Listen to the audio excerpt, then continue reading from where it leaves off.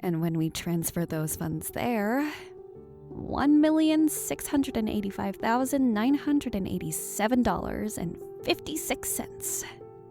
Nixie sat on her large, human-sized couch, reviewing the data on her tablet screen. Duinya was sitting further down on the couch, and she had a children's book in her lap. Their family home was nice and quiet, and was the perfect sanctuary away from the world. Sometime after Lynette and Elvinia moved out of the Citadel dormitories, Alfreda asked Nixie if she wanted to follow suit and actually live in Duinville. At first, it was a scary prospect, but one Nixie never regretted. Alfreda was still at work and probably wouldn't be home until much later that night. Nixie, on the other hand, had employees to help run the successful resort. That left a ton of time for her to do administrative things, something she really enjoyed. She reviewed the screen displaying her ledger for her business savings account again. $1,685,987.56. It was a lot of money for sure, but for her to ascend to the next step, she would need at least $2 million. A billion butterflies moshed in the pits of her stomach. Was she ready to take the next step? Okay, 6 more months. What happens in 6 months, Mom? Nixie glanced up at her daughter, who was now gaping at her with piqued interest. The book was still in her lap, although it was opened flat, and all but forgotten. Oh, sweetie. Nothing specific happens in 6 months. I'm just calculating in my head how much longer I want to save before trying to make our business grow. What do you mean, Mom? How do you want to make it grow? You might not remember, but when you were 2 years old, we transformed the Pixie Garden from a bed and a breakfast to a high-end resort. It was a lot of work, but I love it so much.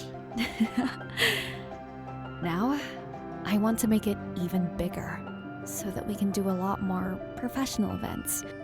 Things like conferences. Whoa. Do conferences make more money? They can. And there are different kinds of conferences too. Fun ones where people get to dress up, and more serious ones where important decisions are made. But that's only step 1 in my expansion plan. Ooh, what's step 2, Mom? Nixie sat her tablet beside her, and she grinned at Duinya. She opened her arms wide and gestured with her hands. Moments later, Duinya crawled across the length of the couch and into Nixie's embrace. She even giggled when Nixie wrapped her tightly. Step 2, my sweet darling, is that I would like to open a second Pixie's Garden resort in another city. Are we moving, Mom? I don't want to move. Oh, no, darling. We aren't moving. I'm just trying to create more revenue streams for our family. We have a nice house here, and I want to make sure I can continue providing for you and your mama. Does Mama not get money? Yes, she gets paid Nymphian money, and we buy stuff from the home world, and then have it shipped here. But this way, we can make sure our home here is well maintained. We won't be expanding to a new city anytime soon. There's still a lot of work we can do to this Pixie Garden. I can tell you and Mama work really hard at your jobs. Do you like it? I love my job. I get to be my own boss. I've created jobs for other people, and I get to help humans relax. Would you like to hear step 3, little one? There's a step 3? Wow, Mom! You're incredible! You know who really is incredible? Your mama. She's working really hard to normalize safer on-M energy harvesting techniques and technologies so places like Duinville can be preserved. Step 3 would be for us to create a resort experience for Nymphians to come from Homeworld and have fun here. Duinville is pretty fun, especially the parks. Yes, especially the parks. Mom, are we gonna be okay? Mama is always so serious lately, and I overheard Auntie Lynette and Auntie Alvania whispering about another company in town. I was supposed to be watching cartoons, but I was curious. What did we say about eavesdropping? That eavesdropping is rude. But are we gonna be okay? Nothing bad is gonna happen, right? Nixie snuggled Duinya a little tighter, and then she giggled. That's not something you have to worry about. All you have to do is believe your mom and your mama are going to protect you. Do you believe in us? Yes! And you believe in your Auntie Lynette and Auntie Alvenia, right? Uh-huh. And do you believe in the tickle monster? Instantly, Duinya looked up at Nixie, who had her eyes opened as wide as they could. Nixie made a duck face, too, to enhance the horror. A wide smile creased Duinya's face, and then the tickling began. Oh no!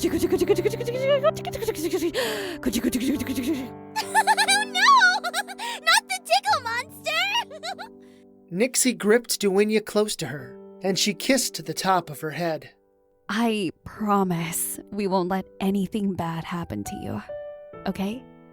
I love you, and you can always count on us. I love you too, Mom. Can we watch cartoons now? Of course, darling. Another Thursday night. Another begrudging study session. Ugh. This was the worst. Paul sat at a booth in his favorite coffee shop, Frankenfurter's Brew House. It was a fairly nice, successful mom-and-pop shop, and it was Paul's home away from home. Just like every Thursday night, Paul sat before an opened textbook for his most loathed class, microeconomics. No matter how many times he read the material, the content dribbled out of his ears as if he were a leaky faucet. Was it his imagination? Or had he been stuck on the same passage for like 20 minutes? It was one of those complex story passages that tried to illuminate the most Pareto-efficient use of capital funds spent. Paul sighed as he sat back and then grabbed for another sip of his coffee, a Sumatra blend with a hint of hazelnut creamer. He sipped at it and then stared out of the window to the street outside. All around him were other college students, just like him. Only they weren't like him. Surely not. Did any of them wrestle with the same demonic doubts that Paul did? He had heard about other college students not knowing what to major in, or unsure how to find themselves. And to be frank, Paul wished he had that problem. There was a joy of not knowing, but exploring what the universe had to show you. No, Paul knew what he wanted. But the issue was, well, the issue was what lay in between. What am I even doing? I hate this. I hate this class. I hate that I have to take these stupid electives. Why does it have to be this hard? His heart writhed a little, poked and prodded by the ever-constant onslaught of doubt and worry. I'm great at this one thing. Why do I have to learn all this other crap? Paul sighed once more and then leaned back over his book. The pages mocked him as if they knew his internal plight. There Paul stood, balancing on the edge of a knife, barely holding on to his ability to attend. Someone stopped at his table, and Paul glanced up to them. Joon was a short guy, probably no taller than 5'4", and he had a thin body frame.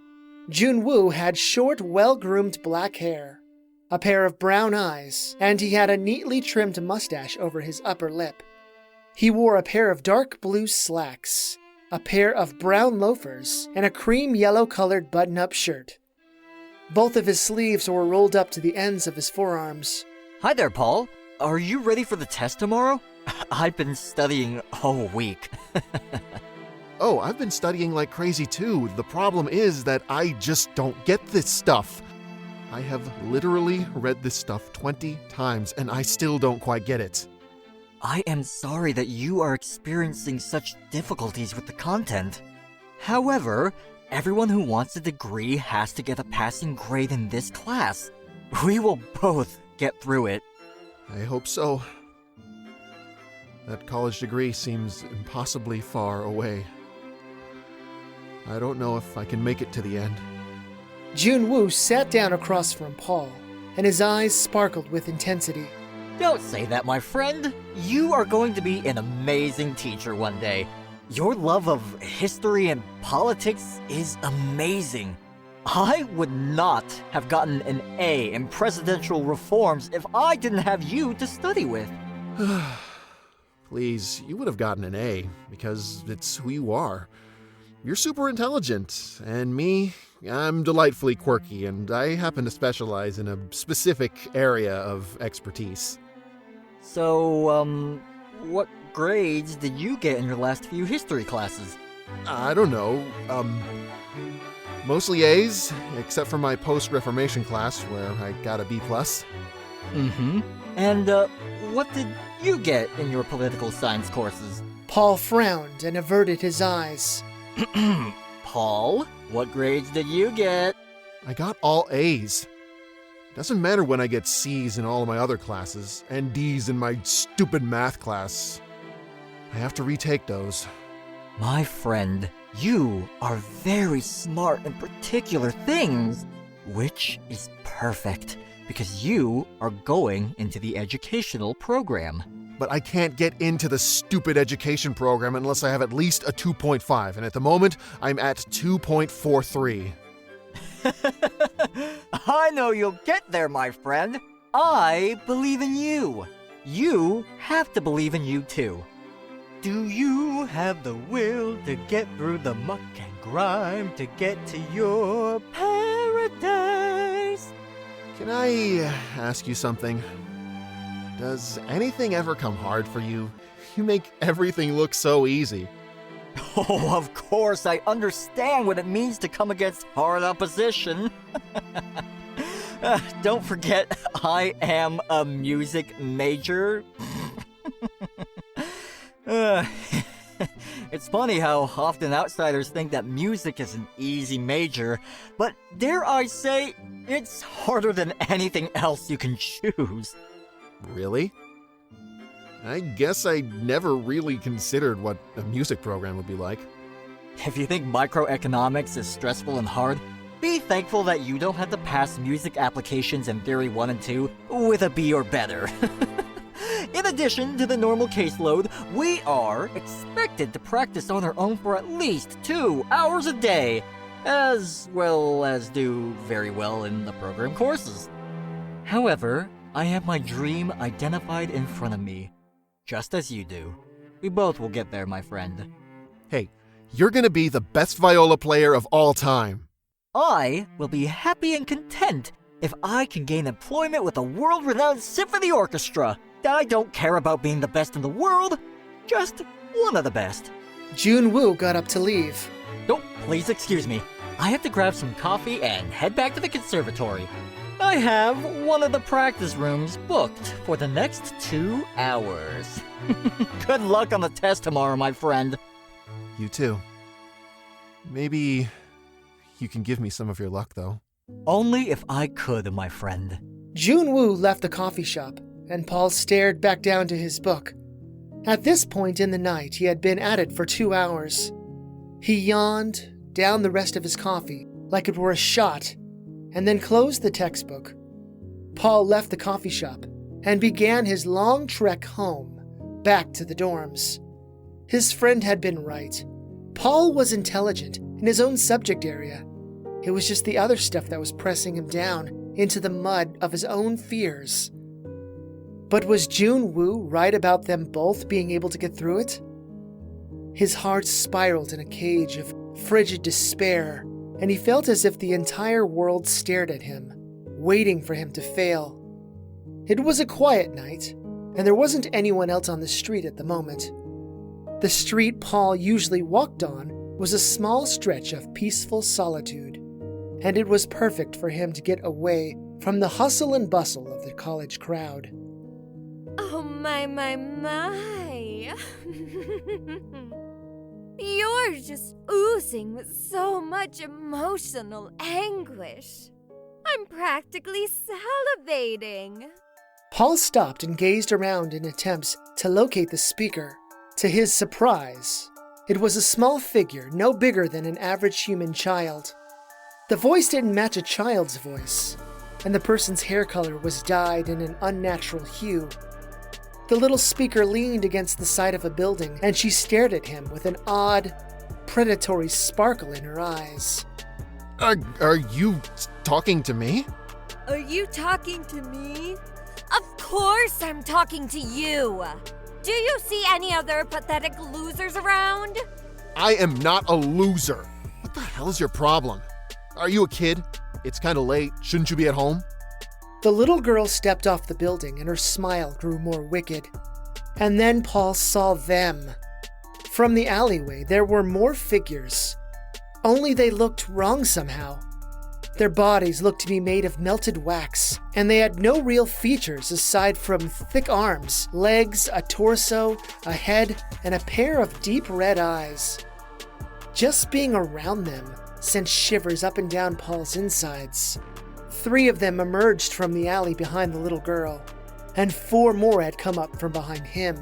Paul, run! You have to get away! Paul's spine wiggled within him, but rather than hesitate, he sprinted down the street. One of the monster's hands nearly gripped his forearm, but he zipped away. His muscles spasmed, but he ran harder. Don't just stand there, you idiots! Go after him! I want to break him. Paul turned around a corner, and he dared not look back. The sound of many footfalls resounded behind him. His heart lurched, and it didn't lessen, even after the voice echoed in his head again. Don't worry, Paul. Help is coming.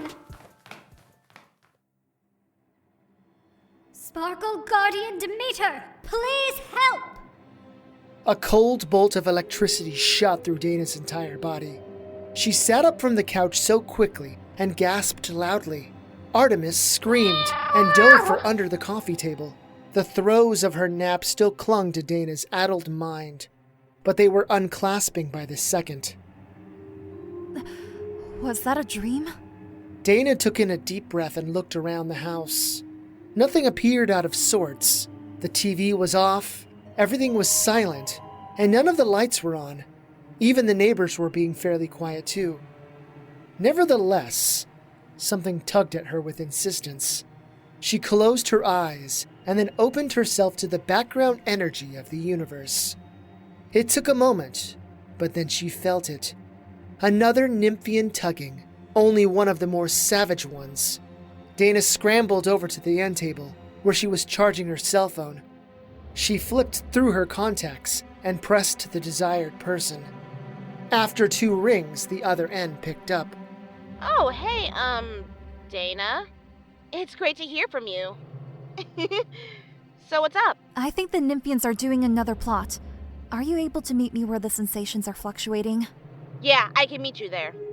Great, I'll see you there. Be ready for a fight. Dana hung up the phone, took out her drachma, and then held it above her head. Demeter sparkling power! The world around her fell away, replaced by the dazzling field of green and white. It was always a breathtaking feeling, transforming, that is. It was like her soul was being dipped in minty magic water, and when she emerged, the mint liquid quickly evaporated. The light faded, and once more, she was Sparkle Guardian Demeter. She sprinted out of her back door, and then she followed the odd pulsating of energy. Only, there was something more than the savage Nymphian aura. She couldn't feel it as Dana, But as Sparkle Guardian Demeter, the subtle secondary tremors were noticeable. After a mile or so, Sparkle Guardian Persephone joined her, keeping pace as her scythe was held behind her back. So is it my imagination, or is there something strange going on? I feel the Nymphian, but I also feel something else. I felt it too. I'm not sure what it means, so be careful. Demeter and Persephone finally arrived at the source of the energy, to an alleyway with a blocked end. A chain-linked fence was at the far end, filled with dumpsters on the other side. Barbed wire was at the top of the fence. A man was against the chain-linked fence, while a dozen waxy minions stood before him. The blue-haired Nymphians stood behind them, and then grinned from ear to ear when Demeter and Persephone arrived. I was hoping you two would show up. This is going to be so fun. About half of the minions turned to face him, while the other half kept their eyes on the man, the Nymphian's target. Oh crap, I know that guy. It's my friend Paul. Is he going to recognize me? Don't worry. Your face is pixelated to anyone not a Sparkle Guardian. Just try and speak with a lower register or something. Okay, lower register. Dreaded Nymphian! Nymphian. Nymphian! How dare you take advantage of this young man and try to rob him of his hopes and dreams? Dreams are precious things that give us meaning. Your evil can't be tolerated. I am going to punish you! I am Sparkle Guardian Persephone! There was a brief silence, and in that moment, all eyes, including Demeter's, were on Persephone. She had taken this outlandish pose, with her right foot stepping on a box, her scythe pointed toward the Nymphian, and her right hand was raised above her head, with her fingers forming a V. Dana couldn't help but chuckle a little. Raquel? Is that you? Immediately, Persephone slinked down and nearly fumbled her scythe. No, my name isn't Raquel. I don't even know a Raquel, but she sounds super hot. The little Nymphian stepped closer to Persephone and Demeter. Oh, are you going to punish me? Oh no, little magical girl. I'm the one who doles out punishment. You both will submit to me. It doesn't matter if you have minions. We're the Sparkle Guardians, and we will defeat you. There are two of us and one of you. A voice trickled from behind them. You're wrong. There are two of us! Demeter looked over her shoulder. Filthy dread bubbled up inside her. Another Nymphian, one she had never seen before, stood behind them, with a magical sword in hand. She wore a pair of white slacks, a white sleeveless shirt with a V-neck, and a pair of brown sandals. Her dark purple hair was tied into a series of thick braid locks that ended at her chest. The new Nymphian had a white headband on her forehead. She also had a leg prosthetic made from some kind of clear crystal material. The Nymphian's sword was a glowing two-handed magical sword. Conjured from light purple magic, its blade was curved like a scimitar. She narrowed her bright green eyes. I got dibs on the green one. I've wanted to make her cry for so long. The blue-haired Nymphian rushed forward and jump-kicked at Demeter, while the sword-wielder advanced on Persephone. Demeter's stomach muscles tightened as she sidestepped and dodged the little Nymphian's attack. Despite missing, the Nymphian still positioned herself, so she was between both Sparkle Guardians. Someone, most likely a minion, grabbed her by the back of the hair and yanked hard. Demeter screamed out and was pulled back. The world flipped over itself, and she found herself on her back. Minions gathered around her with cold, dead eyes. The blue-haired Nymphian walked up to her, with her hands clasped behind her back and a smirk on her face. In the distance, Persephone swung her scythe over and over, but the sword wielder grinned widely as she bobbed around Persephone's weapon and counterattacked when she could. Luckily, Persephone was holding her own, but based on the look in her eyes, Persephone was nervous. The last remaining 6 minions only kept Paul at bay, but thankfully they did not advance on him yet. Demeter slammed her palm against the ground, and spiky vines burst up from the pavement. 3 minions were knocked away, which gave her enough space to get back on her feet. The blue-haired Nymphian punched at her, but Demeter slid to the side. She blocked a kick with her staff's shaft. You have been running through my mind, magical girl. Ever since I met you, I wanted to see you broken at my feet. Oh, the fun we'll have. You're a monster. I won't let you hurt anyone else. You're going to be my 48th magical girl, by the way. I hope you feel honored. One of the minions kicked her in the side, and Demeter hunched over. The blue-haired Nymphian tried to advance on her again, but a plant vine shot up between them and nearly stabbed her in the chin. Strange enough, it did not deter her. Persephone was still uninjured, but her movements were much more frantic. Slice marks from both the scythe and the sword lined the buildings around them. When she looked over at Paul, her blood froze. A dark rose-colored sphere of energy hovered above Paul, and he stared at it longingly. The blue-haired Nymphian's fist collided with Demeter's chin, and her vision blacked out momentarily. Demeter! Hold! Demeter tried to push herself back up, but the little blue-haired Nymphian crawled on top of her. Her little Nymphian hands grabbed Dana's throat, and they pressed hard. Their eyes locked. Yes, that's right. Look into my eyes. My beautiful number 48. Let me watch the light fade from your eyes. Let me taste the despair wafting off of you. Know my name, the name of your killer. My name is... Hestia Sparkling Power! Brilliant dark red energy bathed the entire alley, as if everyone and everything was coated in blood. The choking stopped, and even the blue-haired Nymphian gazed in wide wonder. This was her moment. Demeter drove her knee into the Nymphian's groin. While Demeter doubted it was like kneeing a guy, the blow certainly didn't feel good.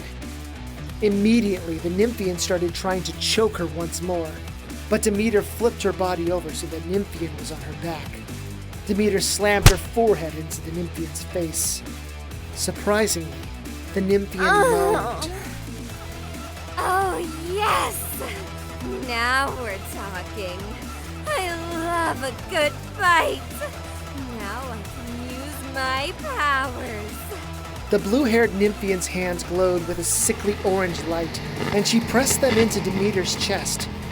Demeter's face blasted with heat, and she was about to say something, and then the mental assault struck her. Images of every time she ever messed up flashed in her mind's eye, and a terrible soundtrack of her most negative thoughts in her own voice roared in her ears. Enough. Demeter flailed back, and once more the blue-haired Nymphian straddled her. Rather than choke her, the Nymphian gently held both of Dana's cheeks in her hands, while the energy got stronger. Her eyes shimmered in the same light. The negativity twisted in Demeter like screws. Was it her imagination? Or were there explosions? The Nymphian got closer. Know my name. The name of your killer. My name is... A fireball struck her and knocked her off of Demeter, sending her careening away. It exploded a moment later. The Nymphian's left arm and ribcage were burned. Oh, come on! I was trying...